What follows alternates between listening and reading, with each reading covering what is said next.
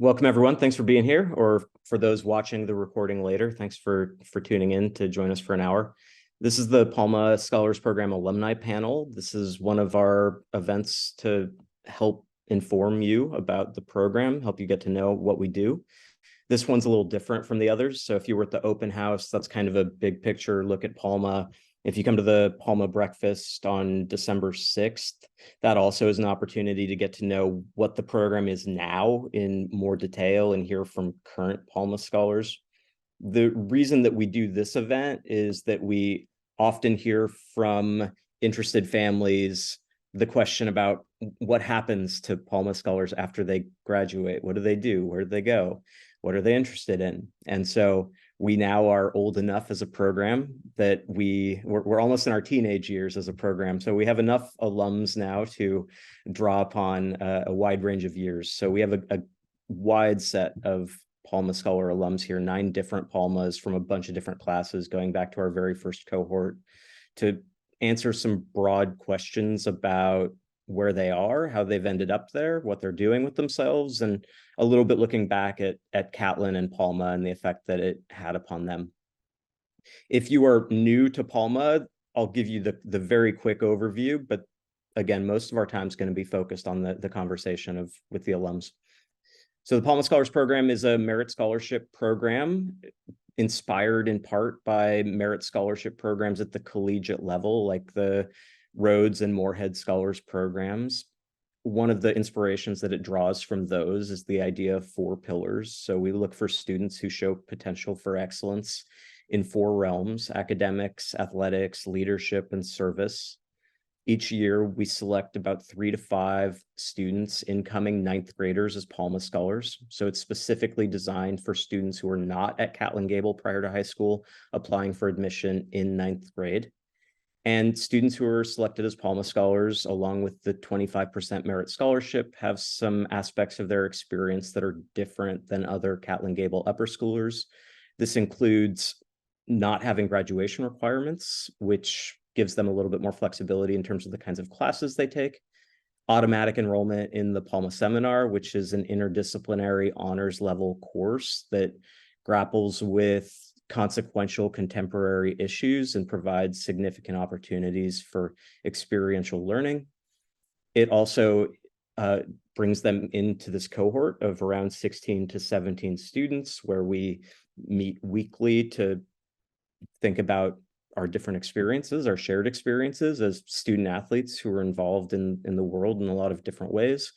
It all has a one-on-one mentoring relationship with the director of the program, and an annual Palma retreat where we travel together for 4, 5, 6 days and experience a different cultural context, do some activities together, do some service volunteer work.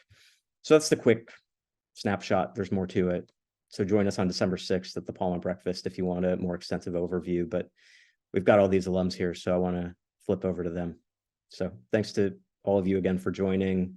It is so nice to see you all. And we're going to go through a few questions. You know the order from chat. So I'll have you introduce yourselves as you go through this first question. So we won't just do a round specifically of intros. So I'll ask the question, and when it comes to you, if you could mention what year you graduated and where you went to college, and then kind of where you are now. So the main question that I want you to be thinking about for this first round is, what are you doing with your life right now, academically or professionally or athletically, or whatever other form you want to attach to that? But what's the main focus of your life right now, and how did you decide upon that path? How did you decide upon the school or the major or the profession, the career? What brought you there? So that's the question. And Isabel, you're going to get us going, and then we'll just transition directly in that order that I've shared in chat. Awesome. Small questions only tonight, Dave. Small. Hi, everyone. I'm Isabel. I use she, her pronouns. I was in the first class of Palma Scholars, so I graduated from Catlin Gabel in 2016, and I graduated from Yale in 2020. At Yale, I studied political science, and my life has been a little bit circuitous since then, but I like to think that there is an arc to it all. So I'm coming to you from Chicago now, where I'm doing research out of Northwestern University's medical school. So I work in their psychology department, and I'm hoping to pursue a PhD in clinical psychology, not next fall, but the one following. And really what has guided my interest over time has been an interest in gender.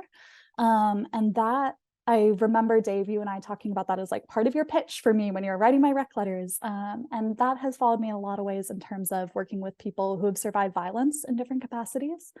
And so that's always been my interest from an advocacy perspective, and now from a research perspective, and soon from a clinical perspective. So that's been kind of my path here. I'll pass it to you, Logan, my colleague from the first cohort. Yeah, thank you. No, hard act to follow for sure. So my name's Logan. I graduated in 2016 with Isabel, along with a few others. Pursued a higher education college in the University of Michigan. And actually, I came out here because of athletics. I'm actually still on Team USA as an international competitor in figure skating, or more specifically, ice dance. And like I said, still doing that now. So I graduated with a master's actually in 2021 in biomedical engineering. Initially, I had gotten into more of just biology as a general degree, but then kind of quickly figured out how much I kind of wanted to potentially get into stem cell research and therapy, and what that looked like. I unfortunately haven't been able to pursue that. For the past couple of years, I've mostly been training. I actually just got back a couple of days ago from China. It was a city called Chongqing, and we had a Grand Prix competition there. And people have been wondering, how are you dealing with the jet lag? Actually, I'm doing okay, which is great.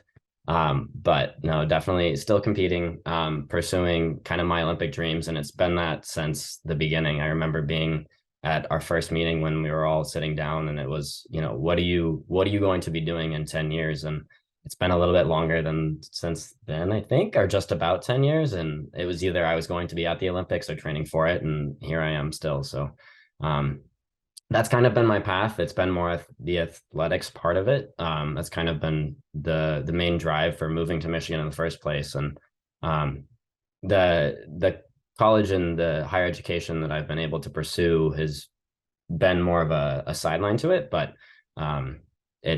it's been a passion still, and it's something that I still look forward to doing.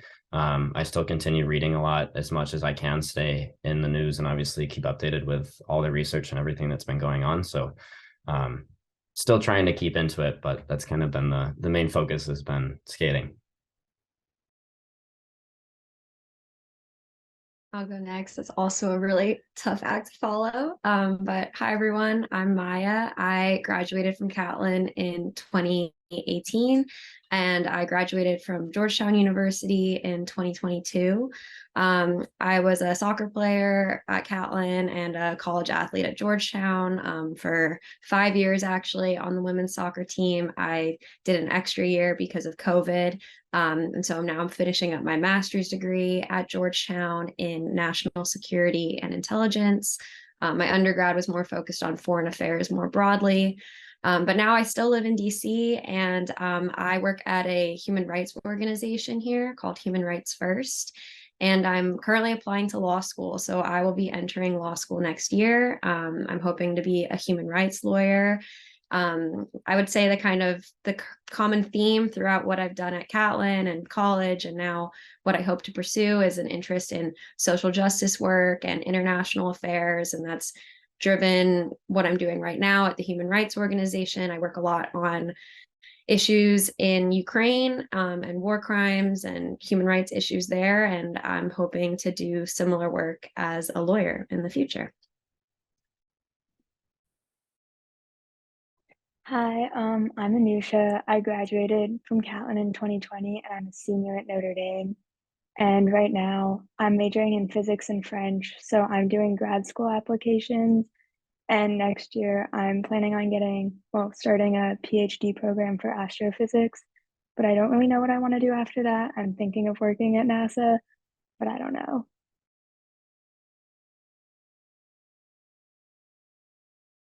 Hi, I'm Lizzie. I graduated Catlin in 2021. Now I go to UC Berkeley, and I'm on the women's swim team. I'm majoring in environmental economics and policy.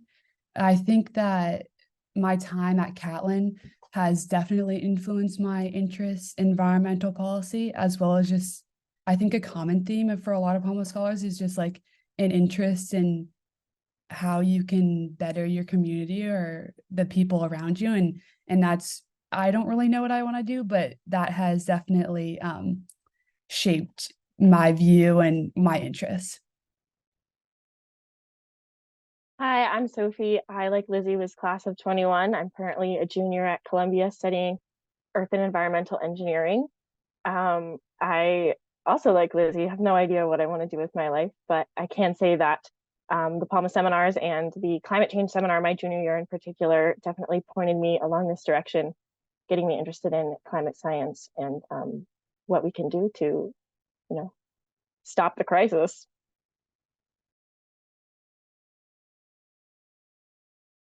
Hi everyone, I'm Felipe, class of 2022. I go to Bowdoin College. I'm a sophomore here on the men's soccer team, and I'm studying economics and psychology. I'd say that Catlin, the flexibility to take classes is really what led me down that path. And I plan to pursue finance. I'm interning at a bank this summer in New York. Hi, my name is Bianca Halderson. I graduated from Catlin, same year as Felipe. I'm 22 and 2022, no, I'm 22. And I go to Columbia with Sophie. I'm a sophomore and I'm studying film and financial economics. Kind of two very different majors, but kind of just trying to like pursue both of my interests, like more in like business marketing perspectives, and then also like along like film and like art sort of related things. And I feel like what sort of led me down that path is I would say I was generally more STEM oriented for the beginning of like high school. And like I took a bunch of comp sci classes, as Dave knows. I would complain to him a bunch about those classes. But I feel like the Palma program really pushed me to like go outside of like the things I was already focused on and just try new things. And so like I started like involving myself in like film related projects nearing the end of high school, and I found that it was something I was really interested in, so I decided to continue with it in college. Hi, I'm Grace. I just graduated from Catlin. I'm currently at the Honors College at University of Oregon. Honestly, I feel a lot more new than everyone else who's spoken tonight. I don't quite know what I'm doing right now with my life, but I think the Palma program has always taught me to, well, I think the biggest thing is self-advocacy, but then also just trying new things. And so that's what I'm trying to do right now. I'm in a couple different clubs. I'm majoring in economics and accounting. I'm just really trying a wide variety of classes right now to just kind of try everything out and see what sticks. Thank you all. And sometimes people ask, what's the type, right? Like what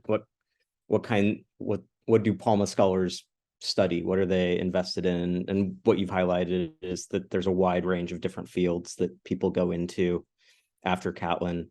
I think in terms of how many Palmas go on to continue compete in athletics at the collegiate level, we're overrepresented here in terms of collegiate athletes. I think this is a very high percentage of you who continue to compete at the college level. It's probably about 50% on average in terms of Palmas as they go on. But it is cool to see all of you continuing to compete, or so many of you continuing to compete in your sports as well, while juggling all of the academic obligations.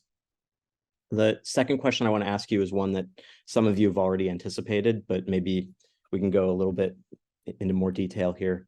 What's one formative memory that you have from your time in the Palma Scholars program? And that's wide open. So that could be something from the Palma seminar, could be from one of the trips, could be from something that we did collectively as a group, wherever your mind goes, but just what's one formative memory that has influenced you or stuck with you in some tangible way moving forward?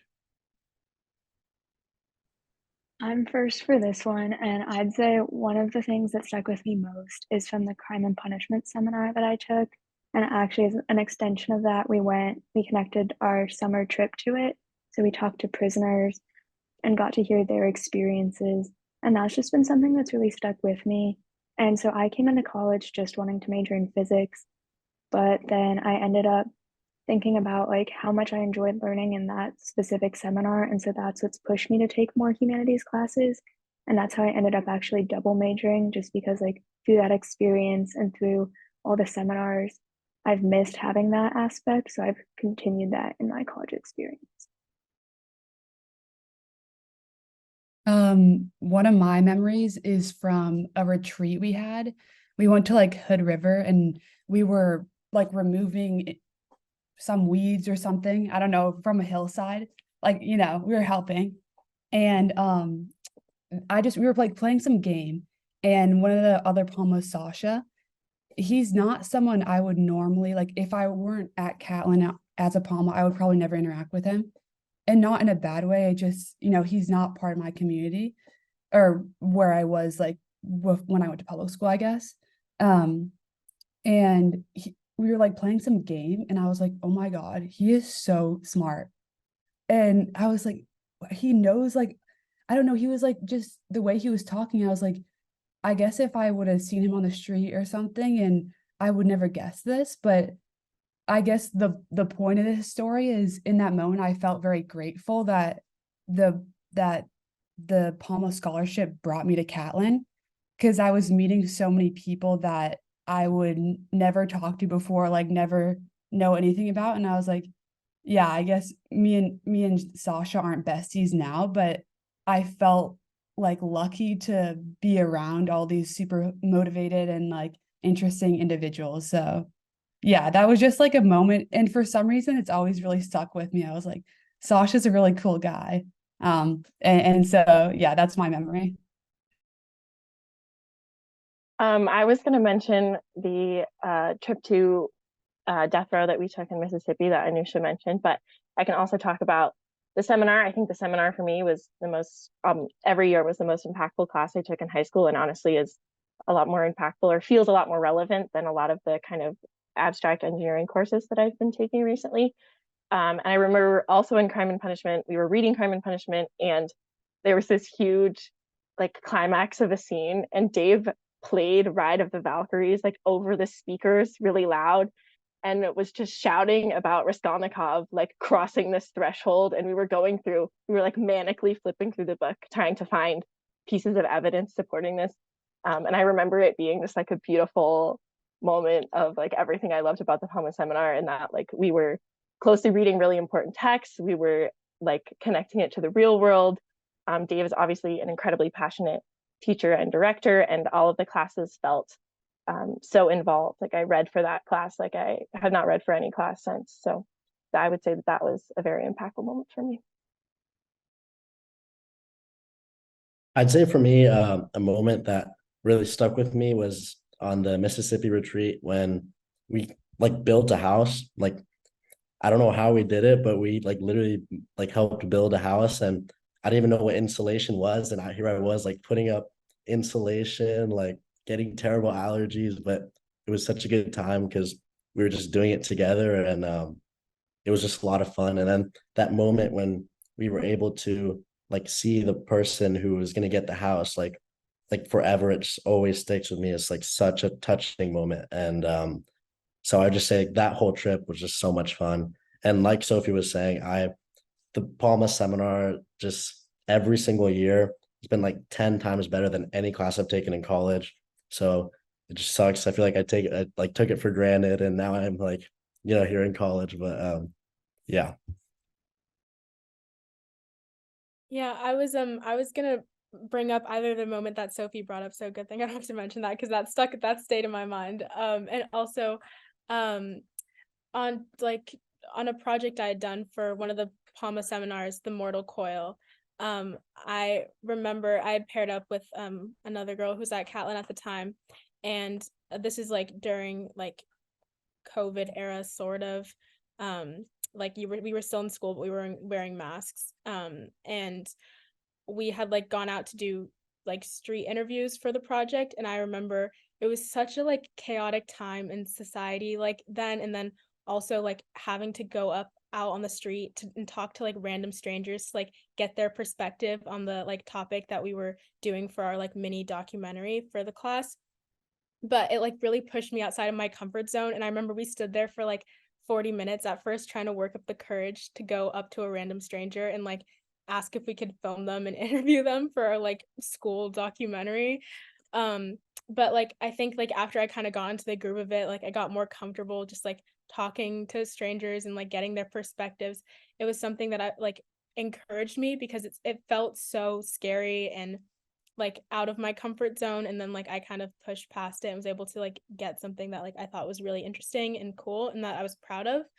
And I feel like that was just like it's a moment that's like exemplary of my entire Palma experience, where I feel like I was constantly pushed outside of doing what I was like necessarily like, comfortable with, and I really felt like I grew as a person and found out new interests for myself. So yeah.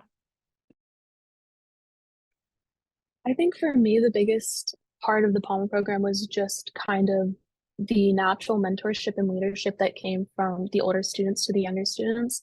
This is actually a memory that I have freshman year with Lizzie Cook, but Dave asked us to just talk for like 3 minutes and the other person just had to listen. And I was listening to Lizzie just talk about her recruiting process and going through that. And that just really helped me at the time when I still was considering recruiting, just made me recognize that, oh, like this is possible. And it gave me a special community of other students who were student athletes at Catlin taking the same courses, which is a very niche experience that like people on my club team didn't have. And then other people at Catlin, some people had that experience, but it was definitely limited. But having the Palma community helped me find peers who were experiencing the same doubts and just struggles that I was going through. Awesome. Not to sound like a broken record, but Crime and Punishment's the best class I've ever taken. Compared to every class I ever took at Yale, I wrote the best essay of my life in that class. It was just incredible. But I will also share and shout out to Laura, sorry, in the audience. Dave, we watched Hockey Wives together on a trip to Vancouver, Canada, and I'll always remember how disappointed you seemed watching Hockey Wives. So that's a fond memory with you as well, Laura. So mine actually comes from a trip that unfortunately Dave wasn't a part of, but that we had taken out to the coast, the Oregon coast. And I think there's something special about the PSP where it brings together such diverse people and from so many different backgrounds. And it's funny because there's a couple morals here with, don't judge by a book by its cover, and along the lines of like, you come together. I remember part of that memory also was just coming to the first meeting and having these icebreakers, which actually I think that was the first time that I'd ever really done like a solid icebreaker. And it's terrifying because there's all these people that you don't know. And I'm actually pretty introverted. But I think going through the program, it's really helped with making connections and being able to actually talk to people and putting yourself out there. I know Bianca kind of stated with, you get into uncomfortable situations and you have to find where you're comfortable with it. And I think that's part of growing as a human being, growing as a person, finding different parts of you that you didn't know existed, and then being like, wow, that's really cool. I didn't know I could do that. And then, finding confidence in that. Lizzie also talked about just being part of this group of people that you can rely on and connect with. And I think that's really cool. I think that, that, like I said, it was a memory from a trip that we had taken out to the coast, but still sticks with me now and represents a lot. My Palma Scholars memory actually was with Anusha. It was also on one of the Palma Scholars trips. My senior year or junior year, we went to Eastern Oregon as part of the Divided States of America class.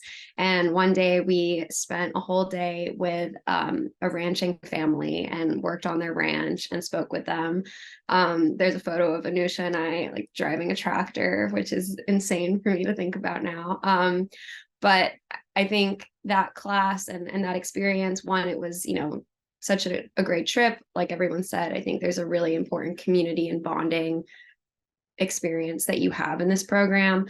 But even just that class in particular really interested me in trying to talk to people with different political views than my own. And that's something that kind of stayed with me throughout college and pushed me to research the things I wanted to research. And so just another example of how these seminars and these trips, I feel like, find a way of sticking with you for a long time and pushing your interests later in life as well.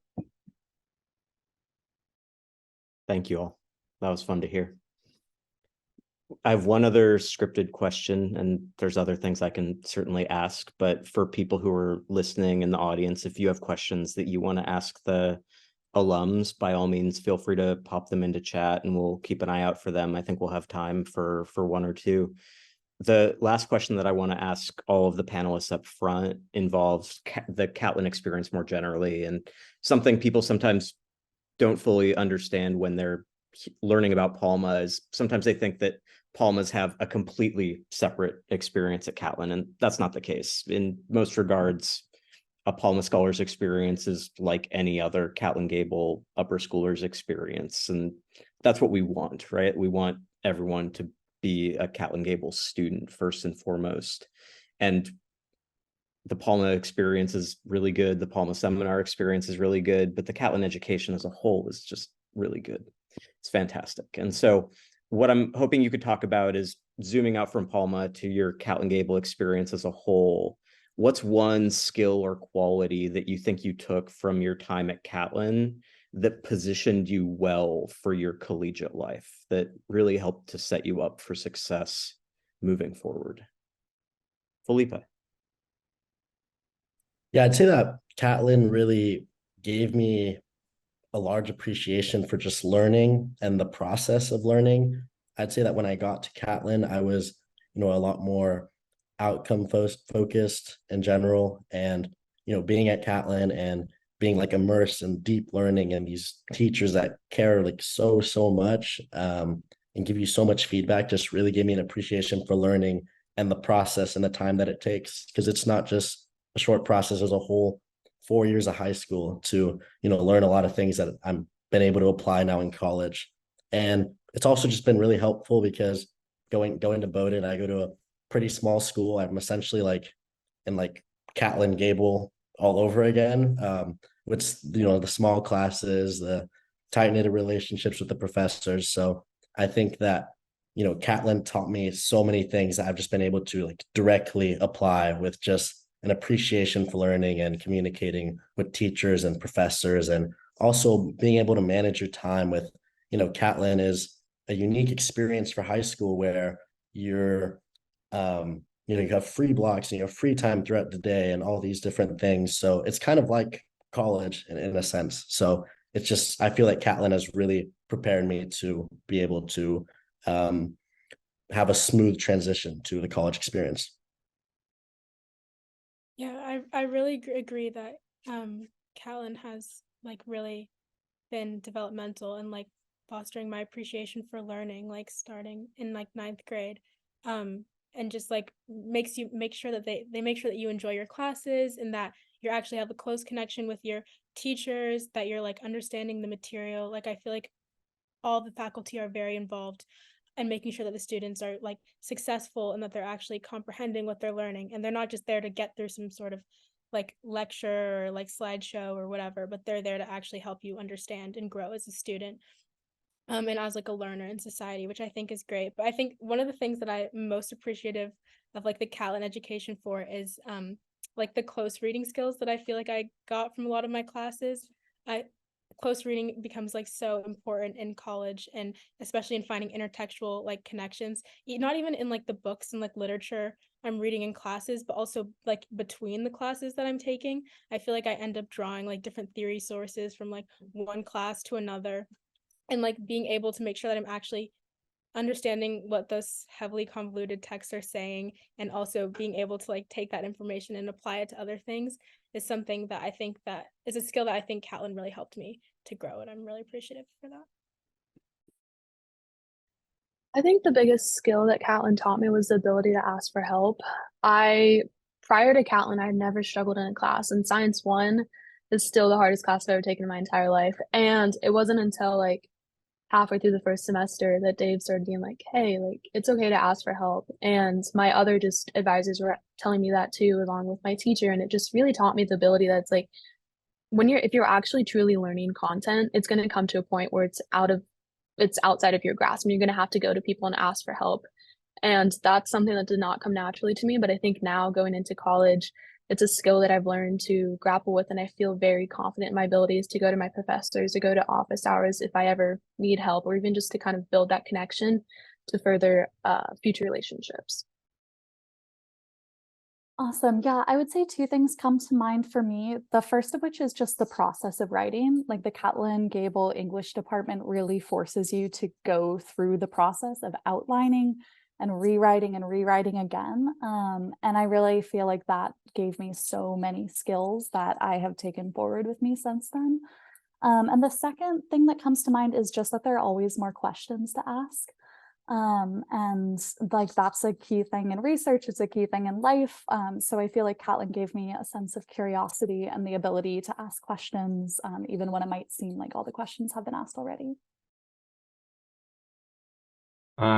So a lot of people try to figure out, how do you succeed at stuff? How do you do well? And I think part of collegiate life and something that is a hard transition for a lot of people. And a lot of you guys don't know this. I was actually only at Catlin for 2 years. So funnily enough, it was freshman and then sophomore, and then I'd actually unfortunately had to move away, and that's when I followed more of my athletics to Michigan. But I think Catlin does a really good job at teaching you how to fail, and how to get back up and keep going, which is really interesting to think about, because I think in college and collegiate life, you will fail a lot. There's going to be times when you won't succeed and you won't know what step to take. And a lot of you guys have been like, I don't know what to really do with my, I don't know what I want to do. And that's okay. You won't know what to do until it is time to know. And that time, it does eventually come.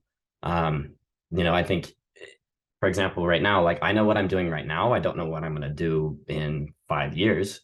But that's a time to know 5 years from now. I'll figure it out. But along the lines of learning how to fail, I think that's something that Catlin did a really good job at teaching me. And I'm still learning. There's still going to be times where you will fail, or what feels like failure, or you will feel like you're not able to do the best work that you possibly can, even though you're trying. And that's okay. You just keep going and you get up, and kind of this persistence and determination. I think you learn that from sports, but I think Catlin did a really good job at teaching that as well.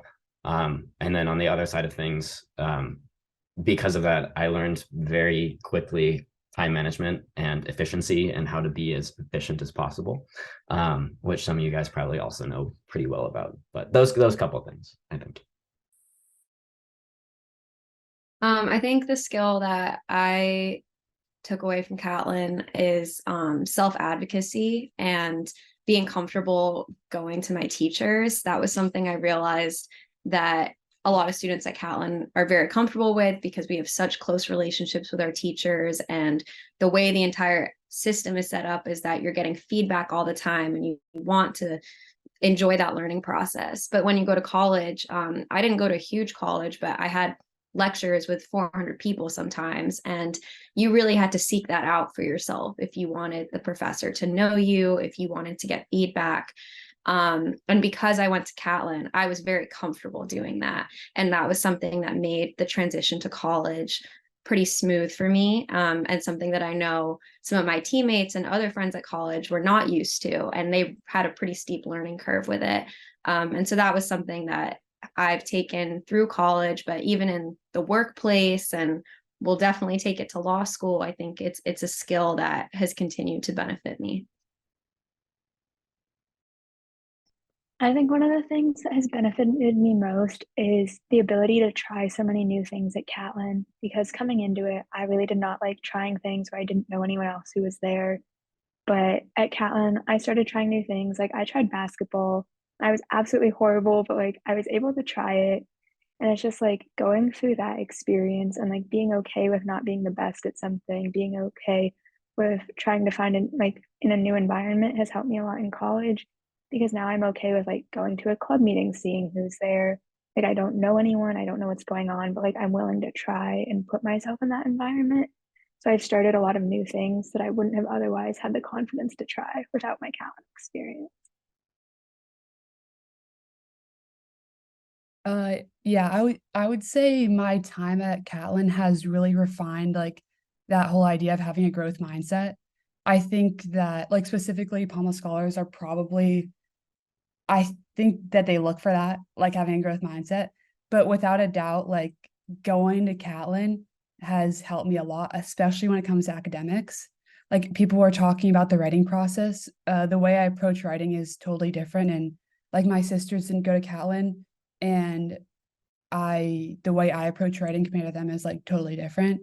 I think also just the whole idea of challenging yourself in situations that you may not be as comfortable in has really helped me. Like for example, we do recitations at Catlin. That's not really a normal thing at other schools, I don't think. But without a doubt, like it has made me so much more comfortable speaking in front of other people. And as I've gotten to college, I've just gotten better at it. Because it just, just going back to that growth mindset and like enjoying or at least appreciating being in uncomfortable situations. And that's like definitely crossed over into my collegiate athletics as well. I would first like to say Anusha's basketball arc was not a loss by any means. It gave so much to the school. It brought us so much joy. It was a beautiful thing to behold. I think something that Catlin does really well that I've tried to carry into college, or something that it teaches really well, is the idea of deeper learning, or learning on a more experiential or like a why should I care basis. I still remember like things that I learned in US history with Peter, because Peter was so good about linking things that we learned, 400 years ago, or things that happened 400 years ago, to things that were happening today. There was a whole month, like the Trump phone call to Ukraine came out while we were in US history class with Peter, and we took 3 weeks off in the middle of our curriculum so that we could analyze like what is going on with this phone call. Are there potential implications? We went back to the Constitution and like linked it to all of that. And so I think the idea that I'm trying to say is that Catlin teaches you about things that you should care about, and teaches you to care about things that you should care about in a really meaningful way. And I think that's something that I've taken with me, and I try to pursue classes and courses that I think really matter in the world, and that I think matter a lot to me. Thank you, folks. Again, for anyone watching, if you have a question that you'd like to ask of the panel, please pop it into chat. One thing I want to invite, I'm not going to have every single person automatically respond to this, but I invite anyone who feels like they have an answer to offer one. One of the things that I've noticed over the years in the admission process is that when we're doing presentations, when we're talking about Palma or about Catlin Gabel, I think we're really good at talking to the parents, and I don't know if we're always as good about talking to the 8th graders. And so there's 8th graders who are watching this right now, or who will watch the recording later, who are facing maybe the first big decision in their life that they have a voice in, that they have some agency in, and they're trying to figure out how to approach that. And you all have approached that high school decision, you've approached the college decision, like you have navigated some really challenging choices about your education and how to move forward in life. So I'm wondering if any of you could sort of speak to the 8th graders right now and offer them some advice on how to navigate that process based on your experience and perspective.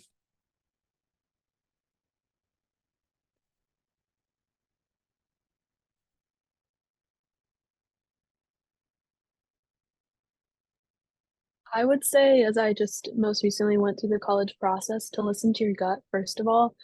When I went to Catlin for my shadow day with Kendrick, a girl above me, I like automatically knew that I wanted to be there. And I think that doesn't always happen, but if it does happen, I think you should be listening to your gut. And then from there, think logistically about finances, transportation, that sort of thing. But if you feel it in your heart, just go with it.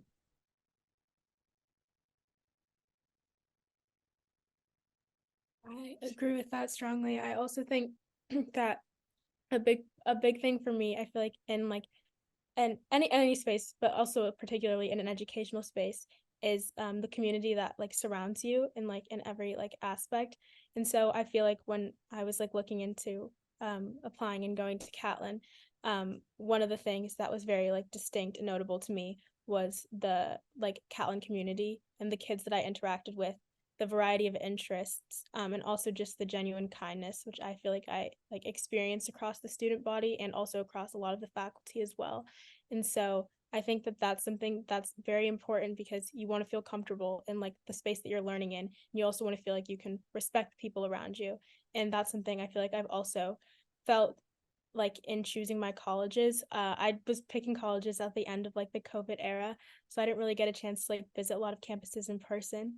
But I talked to some students who were Columbia students at the time, and also had like gotten a chance to like do an interview with the school. And so like that was sort of something that helped me gain insight into the community. And then also like looking into like the clubs that were available and just sort of seeing the student ethics was something that helped me to like choose. And I feel like that's always an important factor to consider. I would say like I mean, I assume you're like listening to this panel or like doing other stuff, looking at Catlin. Like, does this excite you? Does it feel like, if it feels like an opportunity and it feels like something that you want to like, maybe not attack, but like something that you're like, okay, this is really cool, I feel like this would help me, then I think it would be a good school for you. Just because, you know, we've been talking a lot about challenges, and it's definitely not going to be easy, but without a doubt, I think anyone who goes to Catlin, they will benefit a lot, and the way that they see the world will probably be shifted in some way. And I think it would be for the better.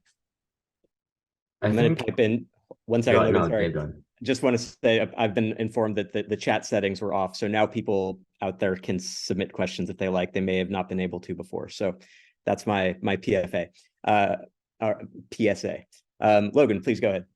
No, I was gonna tag along with that and just say, like, even if it seems uncomfortable, I think, you know, and like I said, I had only had 2 years at Catlin, but I had an opportunity to move to Michigan afterwards, kind of during everything. And it's hard because I think there's opportunities that come up that you have in life, and a decision that you have to make, and it's not easy.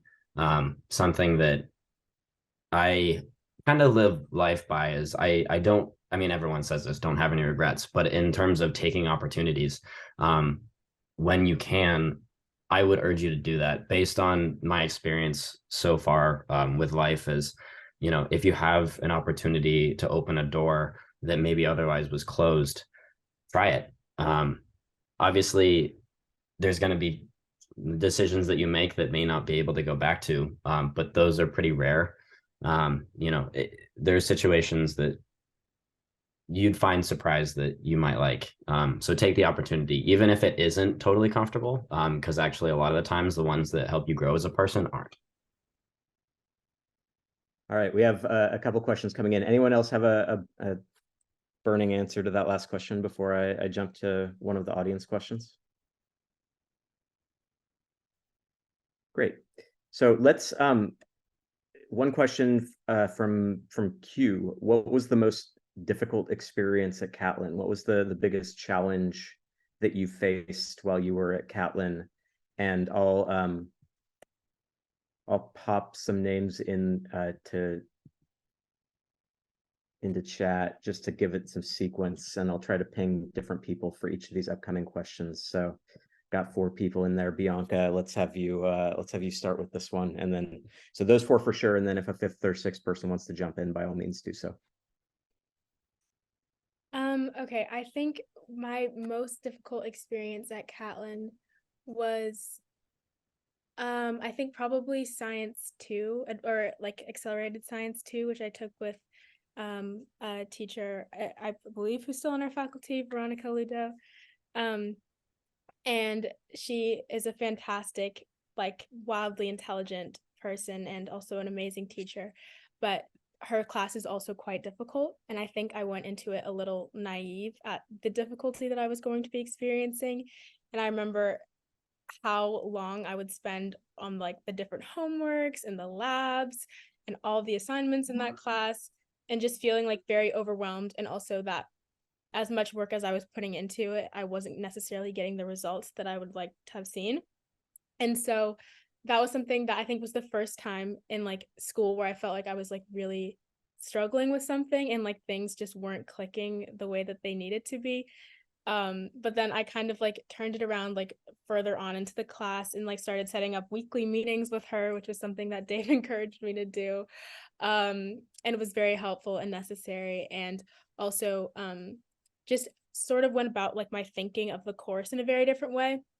And although that was probably I want to say the most difficult course I've taken at Catlin, I ended up taking another one of her classes my senior year, and that was molecular biology, and it was also difficult, but I went into it because I was very determined to do better than I had in her class before, and I did. And I also think that by like seeing the growth and progress I made from the way I approached learning, the way I approached the course, and also just the amount of dedication I was like willing to put into something that at that time I knew I wasn't going to be pursuing in college, was like something, I don't know, I was proud of myself for. And I also think it helped me learn and has been very helpful in dealing with college courses that aren't necessarily the most like easy breezy thing to learn. So yeah. I think one of the things that I struggled with most was I refused to have free periods for as long as possible. I just was like, I don't need those. And so I would pack my schedule as full as possible. And like Dave would always be like, you don't need to do this. And I'd be like, no, I do. And I would have no free time. But I learned because of that, I learned very good time management, but I also learned that he was right, and that I don't need to pack my schedule completely full, because I just didn't know what to do. Like when I wasn't doing my homework, doing classes at club practice or at high school practice, I was like, there's nothing else. But it turns out I've learned that there is, but that was something that was very big for me to get over. Senior year, I finally decided to add a free period. And so that was a big thing that just helped me a lot. And so it's like, don't be afraid to take free periods. I really don't know why I was. And like now I have free time in college, which is nice and I love it. But it's like that was definitely a big hurdle for me to get over. And I think just because Catlin has so many opportunities, I felt like I would waste them if I didn't take like as many classes as I possibly could. But I learned like which classes actually interested me so I could focus more on those and not be stretched too thin, and I could actually fully devote myself to like what I wanted to learn. I think COVID hit during the middle of my freshman year and lasted till about the end of sophomore year. So I think there's obviously that little blip during my high school experience, but that's not really something that we all went through. But I think the other most challenging experience I had was working through my capstone my senior year, just because there was a lot of time management and it's like purely my project, and I was basically the only one working on that. And that was just really hard to motivate myself to sit down and like edit my podcast for like 12 hours at a time. And so I'd end up leaving like 12 to 14 hours of editing until like the very last minute, which is something that was very poor. And so I think just lacking time management in that aspect and just having to sit down with Dave and be like, this is not working. I need to do something else because I can't structure my weekends around podcasting once a month. I think just procrastination always hits in some different ways. And for whatever reason, it really stuck with me on that project. So like Dave said, you are surrounded by a lot of really excellent athletes in this call. I came into Catlin Gabel a fine athlete, but by no means a great one. So I was on varsity soccer my freshman year. And within just a few days, I ended up getting a really serious concussion that left me out of school for like the first month or so of Catlin. I was like already coming in kind of insecure about the fact that Logan was such a great athlete and Laura and Connor, and I was comparing myself against them, and then suddenly couldn't play soccer, which was my best of my sports. So I started from a place of like feeling a lot of insecurity about whether I belonged in this program and whether I was good enough to be here. And I think like that's a very real thing that you might come up against in your life, is that feeling of imposter syndrome, either in high school, in college, wherever you go throughout your career. So that took some time to get through. But yeah, I would say that that was kind of one of the biggest challenges, and getting through that, or part of getting through that, was a lot of the support that I received from faculty at Catlin, and the director of the program at the time, and of course my peers in the Palma program as well. Felipe, did you want to say something? Yeah, I was just gonna say that one of the most difficult parts for me coming from middle school to Catlin was just well, first of all, some context. The I don't know why I was somehow thought this, but I thought we had no homework at Catlin. So the first like Monday we got back from a weekend, I didn't do any homework at all. So I hadn't done like my readings or studied or anything, and it was a lot. So like I thought people were like messing with me or something. So I didn't know we had homework. So but after that, like even it was just such a big adjustment. That because your teachers care so much about you and want you to learn so much that you should get a lot of readings, a lot of work. And at first I didn't know that I had to like communicate with my teachers and like set up these like one-on-one meetings with them. And even when I did set up the one-on-one meetings and I came back from my first science test with like a 60, and I was like, what? Like, so you learn how to fail, and you get, it's just such an important experience, I think, because once you get punched and then you learn how to deal with the punches and how to approach life proactively instead of what I did and be misinformed and in the beginning. So I'd say that was a really big experience for me because I learned now that I'm in college, I don't have to to deal with those mistakes and that I committed when I was in high school. We're going into the lightning round to hit some of these other questions now. So Maya and Lizzie, this one's for you from Sarah and Beaverton. I'm considering 6A schools because I think I'll have more athletics opportunities. How did you manage that consideration? Yeah, I can go first. So I played soccer at Catlin and played club soccer, and then I played Division I soccer at Georgetown. I knew when I entered Catlin that I wanted to be a Division I athlete and that I wanted to play soccer at a very high level. So I also thought about this question. I can tell you that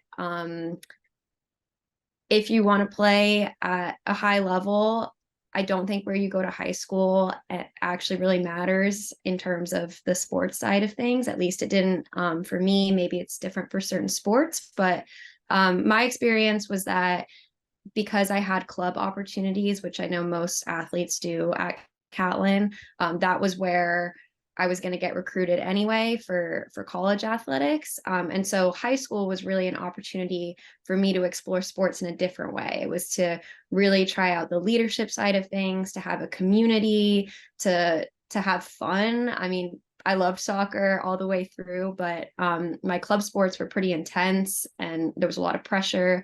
Whereas at Catlin, I had a completely different experience with soccer. And I really enjoyed that. And I'm glad I had a different athletics experience. I had plenty of friends who went to 6A schools and they wanted that and enjoyed that, but it did not hinder me in any way in terms of pursuing athletics to the level that I wanted to. Yeah, I would completely agree with Maya. Like I'm a swimmer. I swim at the women's team at UC Berkeley, and like I pretty much knew my whole high school career I would be swimming Division I. So, well, yeah, I think so. And so when, at least for swimming, like high school swimming doesn't matter at all.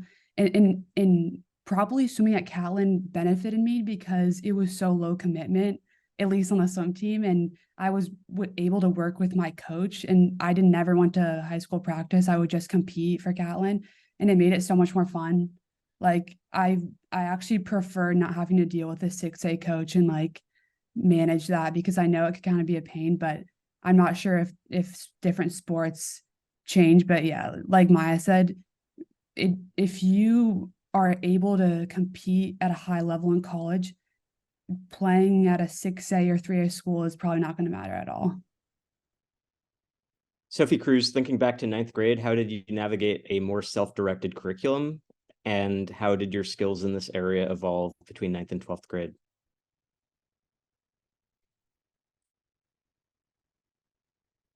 Okay, I froze for a second, but I heard most of that. Okay. I'm back. I'm Like back. how did you manage all of the freedom, all of the choice?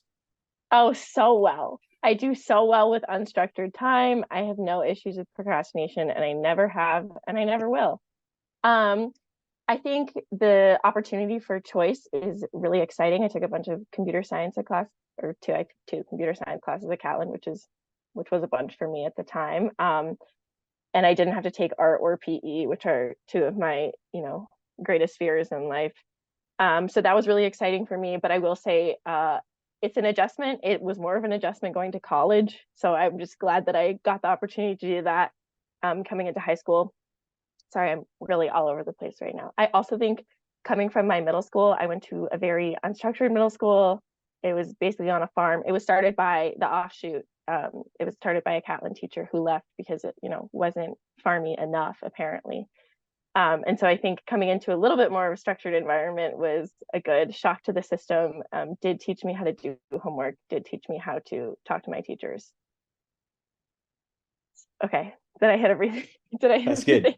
The other thing I'll add Sorry. just in support of this is the students in the program have the director as an advisor, and they also have a CNC advisor. So two different people who are helping them to make these decisions all along the way. So they're just not tossed into the deep end and left to figure it out. They have supports. Last question, I'll throw it to Logan and Grace, are sort of alpha and omega in terms of alums here, along with Isabel. The question was, did you have fun at Catlin Gabel? Logan, I know you only had 2 years to have fun. Grace had 4 years. Is this just like an intense, rigorous experience for everyone, or is that just a minutia? No, it's actually a lot of fun. And this is hard for me to answer because I like to study. I know that sounds stupid, and a lot of people saying, oh, like you appreciate it. I actually did really like it, and I liked it going into Catlin before that. And I'm the type of person to kind of delve into things anyway. So I did spend most of my time studying and in training for my athletics as well. But there were a lot of games that I had gone to, soccer games with Connor, for example, that I remember, and it was a lot of fun. On free times when we had the foosball table in the back. I don't know if that still exists, if it's still there. It was awesome. But no, I think I had a blast. There's a lot of memories that I had back from Catlin that I wouldn't trade for anything. And there's a nice balance. I think something to figure out as you're traversing high school and obviously going into college is, how do you find the balance of your workload, not just academics and athletics, if you are community service, obviously, as well, but what you want to do with your free time and how you want to enjoy your life. I mean, it's a question that still persists for everyone as they go through life. I mean, obviously, I'm doing what I want to right now, and I'm loving every part of it. I'm on the ice 24/7. I'm coaching a lot, but I wouldn't have it any other way. So as far as going Catlin, yes, absolutely, ton of fun. I definitely agree with everything that Logan just said. I play soccer, and so coming into Catlin, soccer is kind of like one of the more main sports, and having that be fall and homecoming, it's a sport where everyone goes to your games, and it's like if you're actually playing in it as a freshman, it's a very fun environment. And I think just all the social stuff just continues throughout the year, especially like you'll walk, your campus is made, so it's like everyone has to interact with other people as they're walking to their next class. So walking throughout the quad, and so that means that you get to run into like your friends, and because there's like only like 300 kids in the upper school, you're gonna have like a ton of friends. You're gonna know every single person, and so you're walking past people and like you're giving head nods like left and right. Like that's kind of fun. And I think also too, like just the different field trips that we took as classes. We went to the Arboretum one time, and just like wandered around, and we were hiking and learned about nature and writing.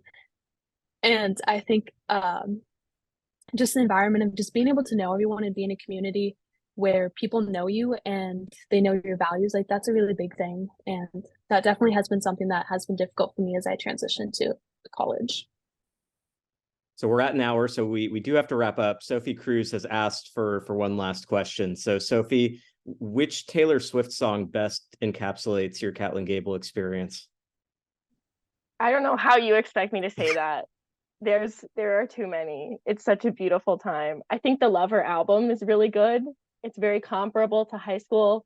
You've got a lot of high school analogies in Miss Americana and the Heartbreak Prince. You've got the whole arc about finding yourself in a happier place. And thank you for giving me the redemption question. I froze and I missed the question. So I was freaking out and making stuff up, but. Well, just shake it off. It's fine. So we will wrap up there. Thank you, panelists, for joining me. It's wonderful to see you, wonderful to hear from you. And I hope this was useful for the folks watching at home. And I'll see you again down the road sometime. So thank you all. It's nice to see you.